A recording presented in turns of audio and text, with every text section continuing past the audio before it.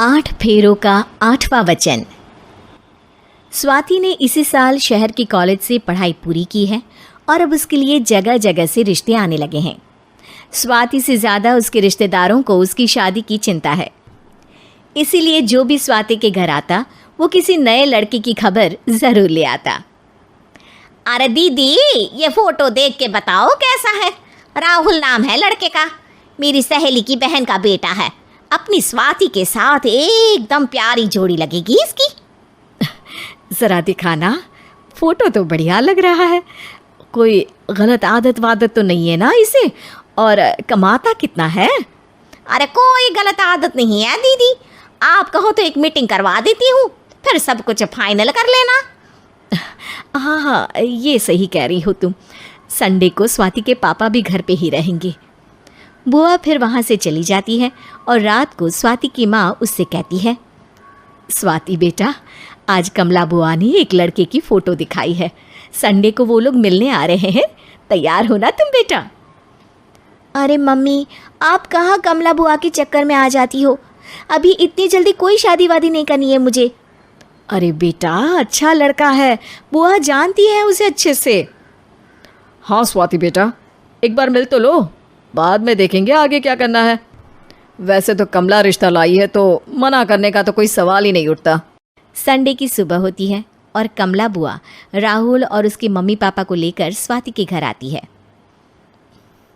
अरे आइए आइए भाभी, इसे अपना ही घर समझिए, इनसे मिलिए। ये मेरे भैया और ये मेरी भाभी हैं। नमस्ते भाभी जी, ये है हमारा लड़का राहुल, सरकारी नौकरी की तैयारी कर रहा है ये।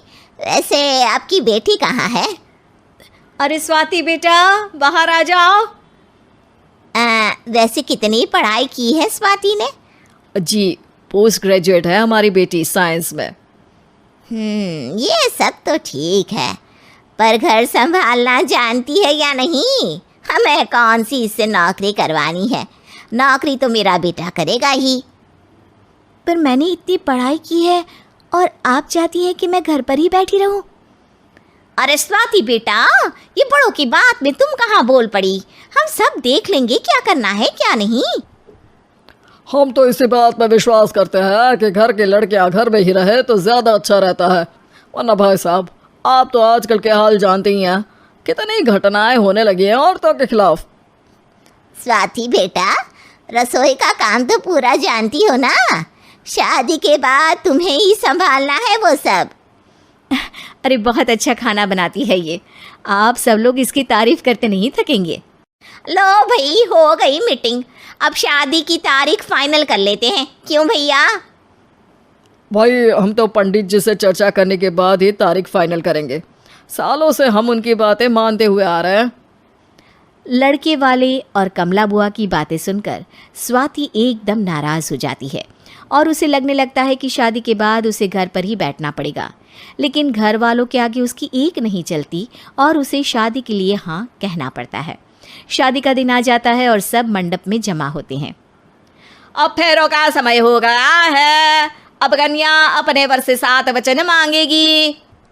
आप किसी धार्मिक आयोजन में जाएं तो मुझे भी ले जाएंगे। आप मेरे माता पिता का भी बराबरी से सम्मान करेंगे, हमेशा मेरा साथ निभाएंगे। आपको दोनों परिवार की जिम्मेदारियां बखूबी निभानी होगी। हर ज़रूरी बात में मेरी भी राय लेंगे। आप सभी गलत आदतों से दूर रहेंगे। आप मेरे अलावा किसी और औरत से कोई गलत संबंध नहीं बांधेंगे। ये 7 वचन पूरे हुए, वर क्या तुम्हें ये सारे वचन मंजूर है? जी हाँ पंडित जी, मैं सारे वचन अच्छे तरीके से निभाऊंगा। अरे वाह वाह, बढ़िया तरीके से सब काम संपन्न हो गया। तो इसी के साथ विवाह संपन्न हुआ और आज से ये दोनों पति पत्नी हुए। 1 मिनट पंडित जी, अभी एक वचन लेना बाकी है। अब कौन सा वचन है बेटा? मैं अब हमेशा के लिए किसी दूसरे घर में जाने वाली हूँ, तो पति के अलावा मैं अपने सास ससुर से भी एक वचन लेना चाहूँगी। अब कहो बेटी। मैं ये चाहती हूँ कि मुझ पर किसी बात की कोई पाबंदी नहीं लगाई जाएगी। मुझे सब कुछ करने की आज़ादी होगी और मैं भी विश्वास दिलाती हूँ कि मैं एक अच्छी बहू बन के दिखाऊंगी। स्वाति की बात सुनकर उसके सास ससुर एकदम चौंक जाते हैं और कुछ बोल नहीं पाते कि उतने में कमला बुआ बोल पड़ती है। अरे बेटा, ये भी कोई कहने की बात है? रानी बन के रहोगी तुम तो।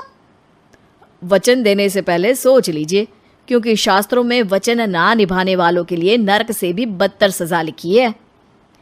स्वाति की चालाकी से वहां मौजूद सब लोग प्रभावित हो जाते हैं और लोगों में बदनामी ना हो जाए, इस कारण स्वाति के सास ससुर को उसे वचन देना पड़ता है।